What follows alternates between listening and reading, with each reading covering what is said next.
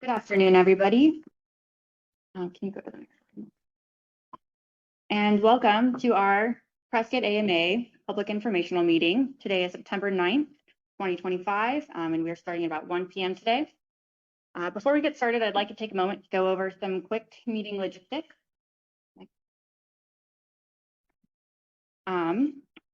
As most of you know, there are currently 3 vacant seats on the Prescott AMA Council. Because of these vacancies, we do not have a statutory quorum and no votes or official action will be taken today. This meeting is strictly for informational purposes only. For those attending virtually, please keep your audio muted throughout the meeting. If you have a question during the meeting, feel free to type it in the chat box. Questions will be read and addressed at the end of each agenda item.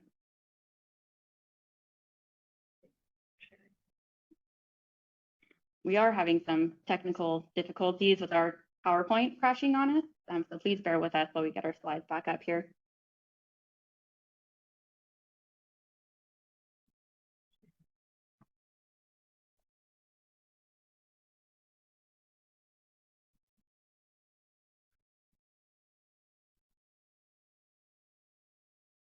Okay, this meeting is being recorded and will be posted to ADWR's website and YouTube page once the recording has been generated. If you would like to be added to the GOAC mailing list to be notified of future GOAC meetings, please send an email to myself at pearson@azwater.gov stating your email to the Prescott AMA GOAC mailing list, and I will go ahead and add you to the list there. If you do not include the specific AMA, I will not know which list to add you to, so please make sure you are specific about which mailing list there. For our presenters, please remember to ask for the next slide when you are ready to move forward in your presentation. In order to allow time for questions and to ensure that every agenda item is heard, please keep your presentation to 15 minutes. I will provide a 1-minute warning as you approach the end of your time. Finally, if you experience any technical difficulties during the meeting, please contact our help desk, and their contact information is found on the screen there. Thank you, and that includes our logistics. So we will go ahead and go around and do some introductions here. So myself, I am Taylor Pearson. I am the new AMA program supervisor overseeing our GOAC coordinator, our WMAP coordinator, and also our conveyances team. Hello, my name is Tommy Diaz-Majas. I am the AMA Grant Coordinator. Hi, my name is Gwen Open, the Deputy Assistant Director for the Planning and Permitting Division here at ADWR, sitting in for the AMA Director. Next. Okay, next we will have our Water Management Assistant Program updates, which is our WMAP program by Tommy. Right, thank you. And good afternoon, members of the public. I will be going over the Water Management Assistance Program fund balance and the status of the projects under the Water Management Assistance Program and DCP Groundwater Conservation Grant Program. So the current balance is $145,646. Of that, $0 is committed, leaving a balance of $145,646. We expect to collect about $18,000 annually at the current rate. Next slide, please. So on the screen is a chart of the WMAP fees collected for the past 5 years. The fee for the first 4 years has been $125 and was kept the same for 2025 at $1.25. The administration and enforcement fee is 75 cents for a grand total of $2 per acre foot. Next slide. So there are currently no projects being funded with the WMAP fund nor the DCP fund for the Prescott AMA. But there have been 2 projects that were completed in 2024 in the Prescott AMA. They were both funded by the DCP fund, one of which is the Rainwater Harvesting Aquifer Recharge Project that received $65,131.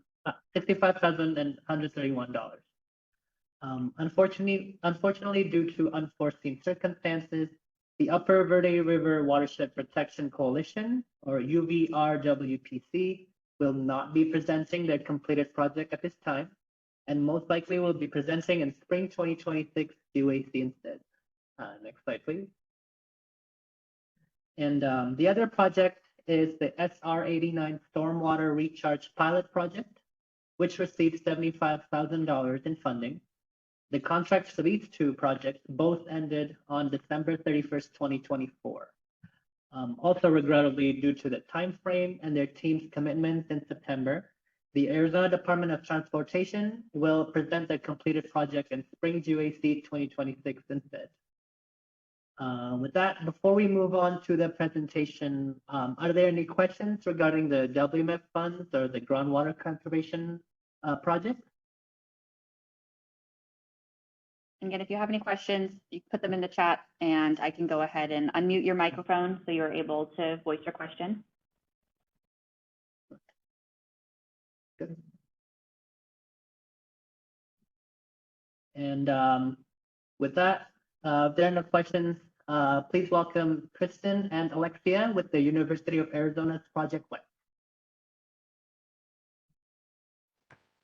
Yes, good afternoon. Thank you so much. Can you all hear me?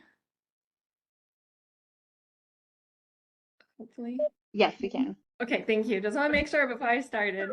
Thank you so much for this opportunity and to allow us to present about our Arizona Water Festivals in Prescott. My name is Kirsten Kay. I'm the program supervisor, and I have with me Alexia Smith, who is our outreach specialist in Tucson, and we will be co-presenting the slides. So next slide, please.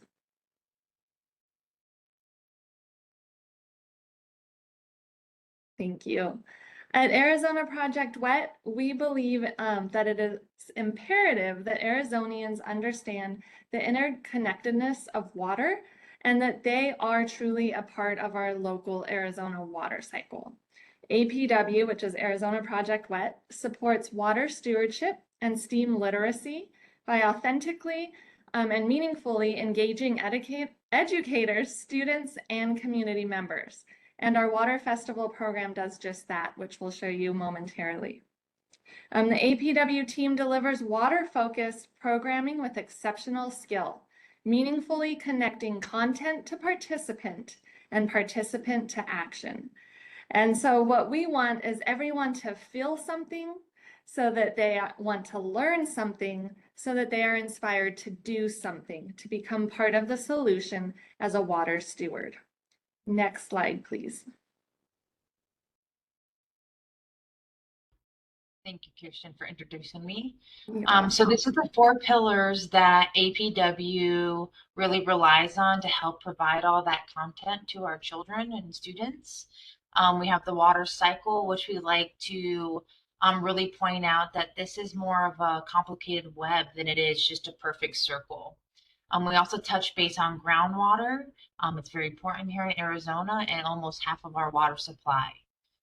We like to talk about watersheds because it's hard to believe that we live in a watershed. And so we like to highlight that, you know, the community is in a watershed and it's very important to us. And then we also touch base on water sustainability. And this is to create those young water stewards that will care about their resource and keep it for many years to go. Next slide, please. Thank you. So this is our second annual Prescott Water Festival that we had. And with these water festivals, we really hit on 4th grade classes. And so this second year, we had 11 teachers participate, 4 different schools, and brought over about 340 students to these water festivals. We usually have them at a really beautiful park. And it's about a 2-hour festival, and it includes those 4 pillars that I mentioned earlier. This is really awesome because we also have the community help and volunteer at these festivals, and this one had 33 community volunteers. One of the cool things that we're doing now with Arizona Project WET is we're involving high school students to help volunteer as well. and reaching out to teachers who think that their students are capable of doing this. It's a really great hands-on experience for people who want to get in the education or conservation side of outreach. And then just to plug this, our next festival is coming up soon in October. And so if anyone is interested in volunteering or reaching out to see the process, at the end of this slide, you'll have some contact information to reach out. Next slide, please. Thank you, Lexi. All right, so the purpose of this program is to educate K-12 students about their interconnected water resources and the importance to Arizona's future in support of the Prescott AMA's goal of safe yield. And so we do this through quite a few goals, as you can see here. Obviously, a big one is understanding what surface water is and all the components that go within that watershed, understanding the groundwater system and all of its components and how it's connected and within the watershed, and then of course how all of the water and all of the systems are connected throughout. This also means that we can talk to the students about groundwater recharge and how with water management and conservation, both technology and conservation behaviors, we can start to have an impact on that system. Next slide, please. So just like Lexi mentioned, one of the big components of what we do is community engagement. And this shows that, right? So this is our water festival from last year in Prescott, and we have trained volunteers in the community, hopefully in the future high school students as well. And here you can see in the top corner, they're doing the water cycle or water web activity where they get to act as a water molecule and move through the different locations in the water system and track their journey by picking up a bead at each station. And then they get to leave with a bracelet that they can then think about their journey as a water molecule. On the right side, you have a picture of Corollo engineer community member actually supporting the groundwater activity. So students are pouring water into different earth materials, and then that is an aquifer model that they will then get to pump water out of and be able to see that surface water groundwater connection. That bottom picture is our 3D watershed models that we have where the students get to be watershed managers. So it's a really fun day. And we have one other activity that's sustainability, that's a relay race that we didn't put on here, but that's a favorite as well. Next slide, please. So this is really a part of a bigger unit of study. So the Water Festival unit is for 4th grade students, and it explores the Arizona water cycle, maps our regional watersheds, unearths that connection between groundwater and surface water, and makes sure that those students understand that their behaviors impact the water availability we have here in Arizona. The reason we focus on 4th graders is because it aligns very well with the 4th grade science standards, along with many other objectives that we can help the teachers meet. You can see here some of the other learning objectives. And then the way this works is we have the students and teachers do lessons in the classroom, ideally 3 lessons before the Water Festival event, and then 3 more lessons after the Water Festival event. Next slide, please. But another big part of this overarching program is that we also provide teacher professional development. So the Water Festival unit actually kicks off with a teacher professional development workshop where we have teachers join us for online or possibly in-person PD, where we provide at least 3 hours of instruction to really help them understand best practice, get them really enthused and inspired about teaching science and helping them understand that experiments can be fun and not scary. And then we know that if they're really excited about the content, then the students will be too. So then the teachers make sure that they do those lessons before and after, like I said. And we're really focused on making those connections, gaining perspectives, and fostering that creativity. Next slide, please. Okay, so like Kirsten says, one of the topics that we talk about here is groundwater, and it's a really important resource that all of Arizona really relies on. It's about 41% of our available water here in Arizona with Prescott solely relying on this resource.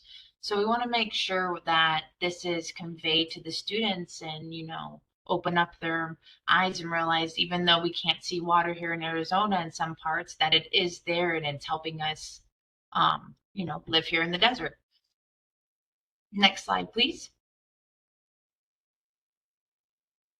All right, so one of the things we provide our sponsors that we work with is we always have the scope of work, which explains the whole unit of study and how the program works. We've covered a lot of it already. I just want to point out a few more things. So of course, each festival is different, but for Prescott, we are currently doing about 3 to 5 area schools and then about 9 to 12 classes, which is reaching up to about 400 students. We are training community volunteers, hoping to expand that to high school students in the future. It does require, working with our sponsor, who happens to be the Yavapai Flood Control District. So they help us secure parks and permits. And then again, we have those lessons before and after in the classroom in that professional development workshop. But then we also provide pre and post student surveys, post teacher surveys, post volunteer surveys. And so all of that really helps with the overall program. Next slide, please.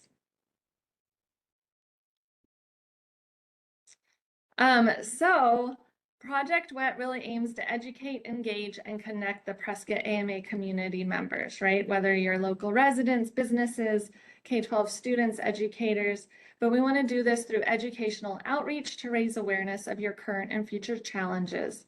And we want to help create sustainable solutions.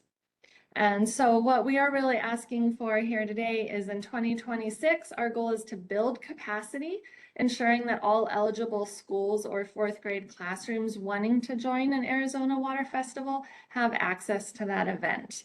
And oftentimes that also includes transportation, which is one of the toughest things we're dealing with school districts across the state.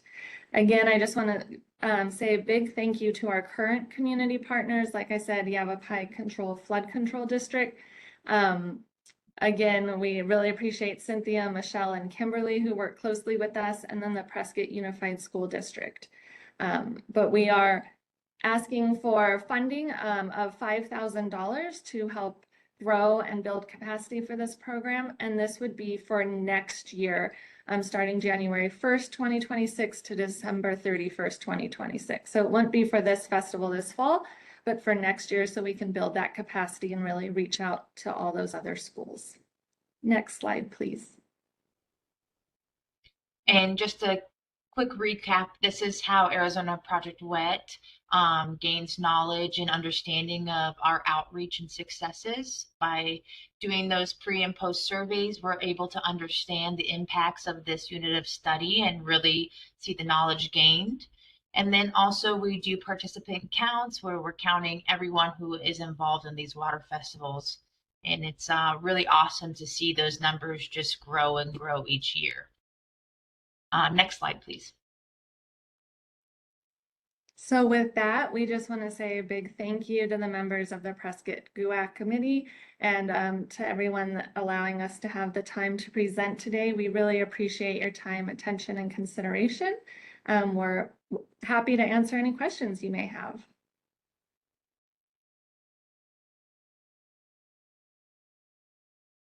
And if there aren't any questions, then there's one more slide.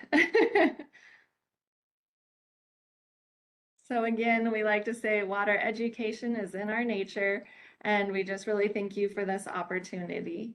And then the last slide does just have my contact information and our director's contact information, Lisa Townsend. So if anyone does want to reach out, again, Lexi gave that plug. If anyone's interested in joining us in October for this year's festival, we'd love to have you. You can come see what it's all about. And again, thank you for your time. Yes, thank you so much.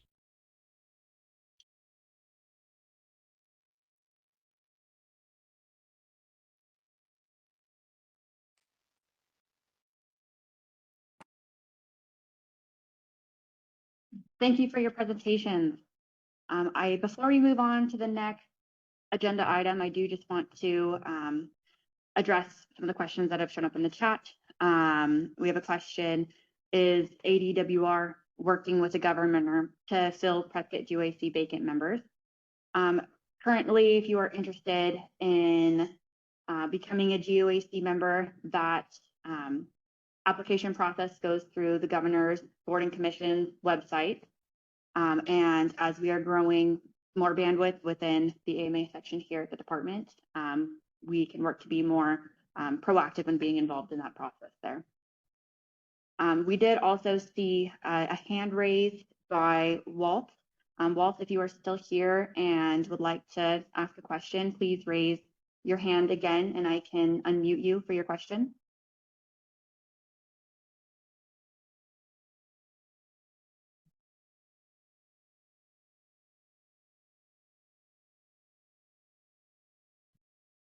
Okay, no worries. Okay, and now we will move on to agenda item number 5 with our Planning and Permitting Deputy Assistant Director, Gwen. Good afternoon, and thank you for the opportunity to speak with you today. I'm standing in on behalf of the AMA Director position. I'm going to provide you a little bit of an update on where we are with that. I'd like to begin with an organizational update. As many of you know, our former director of the AMA section, Ms. Natalie Mass, has moved on to a new role with the Central Arizona Project. We wish her well and thank her for her service that spans almost 10 years here at the agency. To continue a strong foundation, we've expanded leadership within the AMA program and brought on 2 new directors whose roles will both strengthen oversight and our ability to meet emerging challenges. The first is David French. He's joined us as the new Director of AMA Operations. His role ensures that the day-to-day operations of the AMAs are running smoothly while also supporting critical transitions like the ag-to-urban shift that many communities are experiencing. He is away completing some of his compliance duties right now and unable to be here for this particular GUAC, but will be at the spring one. Olga Hart now serves as the Director of Newly Regulated Areas, that's Establishments and Data for AMA. She is leading efforts to establish and manage newly regulated areas as groundwater challenges emerge across the state. This includes working across the department and in close coordination with the governor's office to identify, assess, and better manage Arizona's critical water supplies. Olga starts on the 29th of September.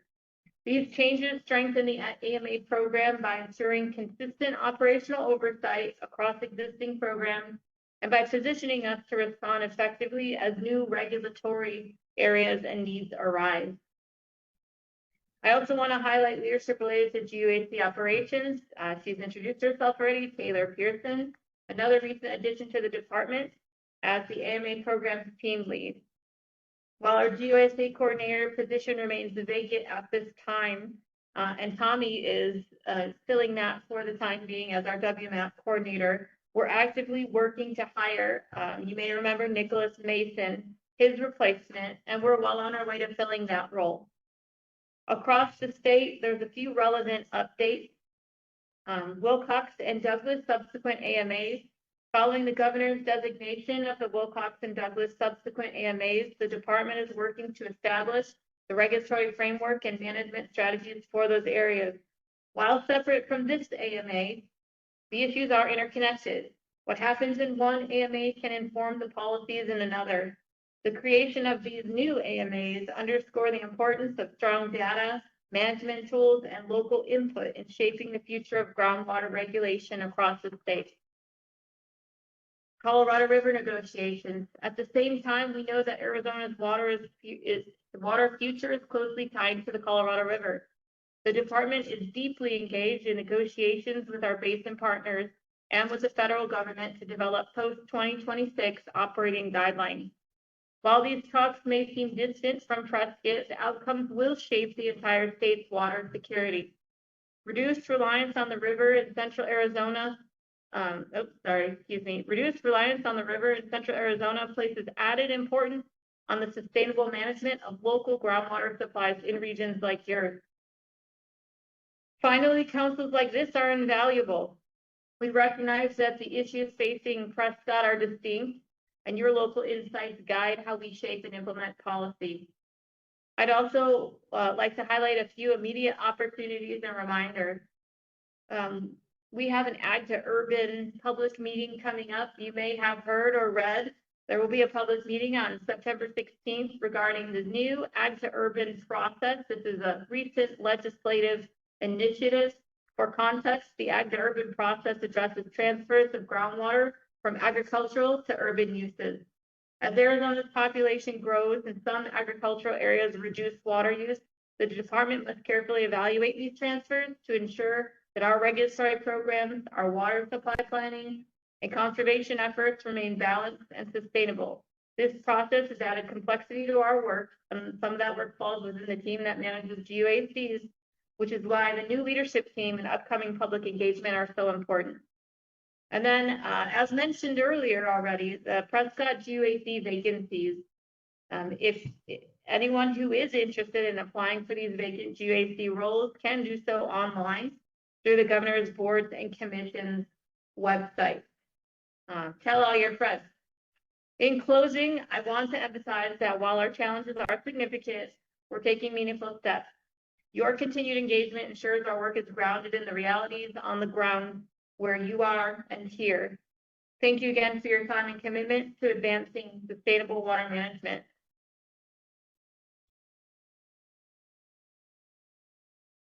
Thank you, Gwen. We do have a question in the chat here, and it is from Leslie. At the meeting yesterday, I was told that the Gila River adjudication has determined that the Prescott, Chino Valleys, and 60% of the Prescott Valley's wells are in the Verde River subflow zone. How will this impact certificates of assured water supply in these areas and also Prescott? Great question. I think that what would be helpful is we do not have our assured water supply manager here with us today, but we can certainly take that question in writing and forward it on to that team who has more ground truth on that answer.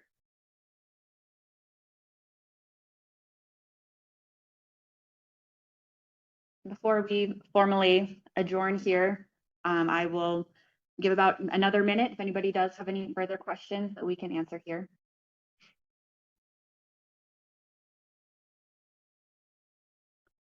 And Leslie, my email was posted in the chat here. If you want to email your question to myself directly, and I can forward that along to who will be able to get you a better answer there.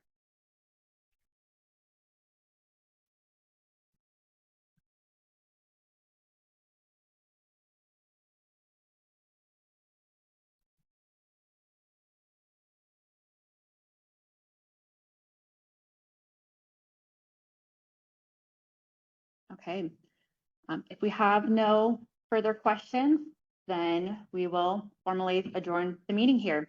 So thank you everybody for attending. And again, this will be posted to our ADWR website. Thank you.